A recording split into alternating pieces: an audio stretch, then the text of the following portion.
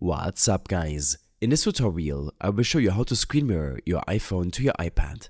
To make this work, you will need a third-party app called a Power Mirror, which is free to use, although it also offers a paid version with extra features. Start by opening the App Store on both your iPhone and iPad. Search for a Power Mirror and install it on both devices. Once installed, open the app on each device. The first time you launch the app, it may ask you for permission to access devices on your local network. Make sure to allow this, because the app needs that access to detect other devices around you. Now, ensure that both your iPhone and iPad are connected to the same Wi-Fi network. You can check and confirm this by going into the Settings app on each device and looking under Wi-Fi. On your iPhone, which is the device you want to mirror from, open a Power Mirror app and tap on Local Cast. The app will begin scanning for nearby devices on the network. After a few seconds, you should see your iPad listed. Tap on your iPad's name when it appears.